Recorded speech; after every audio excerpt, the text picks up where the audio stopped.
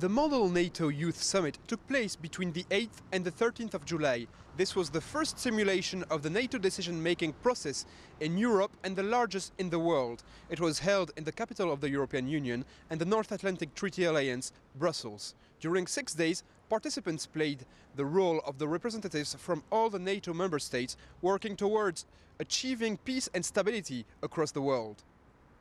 This year's main topic was political responsibility through leadership, innovation and strategic thinking in the 21st century. Participants were divided into 6 committees: the North Atlantic Council, the Defense Policy and Planning Committee, the Political and Partnership Committee, the Operation Policy Committee, the Euro-Atlantic Partnership Council and the NATO-Russia Council. In 5 of these committees there were around 28 delegates, 2 chairs and 2 journalists representing several important newspapers from all around the world. Most students were selected in the universities of NATO member states in Europe and North America, but 21 individual participants from other countries were also accepted. We selected 29 delegations from Europe, from NATO member countries. The 29th is actually Russia, because we have delegates in NATO-Russia Council and also in AAPC. We have 21 individual applicants, and they are from all around the world. So basically you'll find here nationalities from, Ghana, South Africa, Japan, China, and so forth.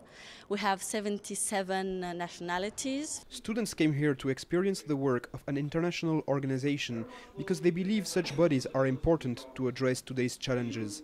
They also think it is the right time to get an overview of NATO's decision-making process, as they might become tomorrow's political leaders. I'm from France, one of the founding members of NATO, and I really wanted to see a point of view from the outside of my country, so I thought it was a great way to meet people from other members of NATO.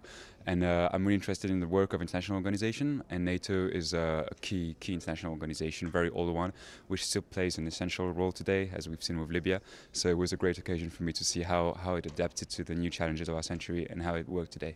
I believe it's a great experience. It's a great opportunity to become familiar with topics that are important to today's leaders, and it's also great practice to become maybe what will be tomorrow's future leaders. The Model NATO Youth Summit 2012 addressed issues such as emerging security, fight against cyber attacks, military capabilities and smart defense. Students were able to learn more about negotiation as they had to use consensus-reaching skills to obtain agreements. This conference helped them to understand a bit more how international diplomacy works.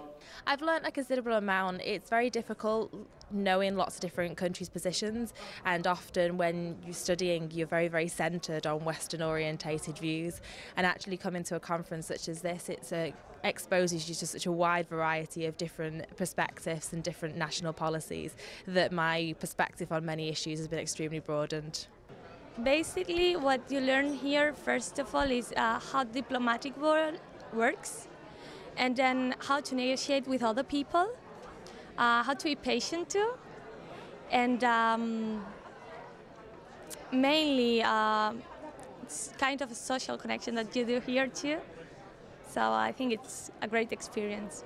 The simulation was also a platform to let young people share their ideas and network. One of this event's aims was to broaden students' views on different political approaches and to get them to know other cultures better. According to the organization of the Model NATO Youth Summit 2012, it is essential to advance cross-cultural understanding in the 21st century.